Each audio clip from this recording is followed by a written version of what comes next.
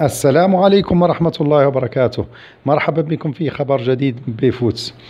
رد لاعب ريال مدريد ومنتخب إسبانيا فرانسيسكو ألاركون بطريقة ساخرة على اتهامات أحد مشجعي النادي الملكي عبر موقع تويتر بتواجده في مطعم الكوبينتاس في مدريد ليلة مباراة الكلاسيكو التي انتهت بفوز برشلونة 3-0 حتى الساعة 3 صباحا.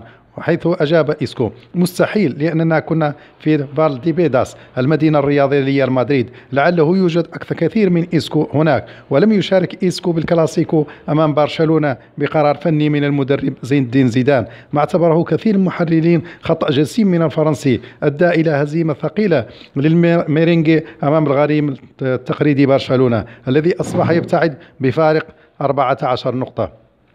من جهة أخرى، اعتبر سيرجيو راموس قائد الريال أن مشوار ليغا لم ينتهي بعد الخسارة أمام برشلونة 3-0. وحول عدم مشاركة إسكو، قال: إسكو ليس من أدواره مراقبة ميسي، لكن كوفازيفيتش نعم، لقد أدى أداء لا غبار عليه، وهو بعد الإصابة ليس مثله كما كان في السوبر، لا يجب أن نحمل شخص واحد مسؤولية هذا التعثر. وعن التدخل العنيف على سواريز، قال: في برشلونة سيطالبون بوضعه في السجن عن هذه اللقطة مع بوديجيمونت رئيس إقليم كاتالونيا المقار. وبخصوص المنافسة على اللقب، رد راموس: المشكلة أصبحت مضاعفة بعد وصول الفارق ل 14 نقطة، لكن الليغا ليست مستحيلة وعلينا مواصلة العمل والقتال. ورفض راموس الحديث عن إمكانية أن يعزز الفريق حراسة المرمى في سوق الانتقالات الشتوية، وكرر ثقته في الحارس الكوستاريكي كايلور نافاس.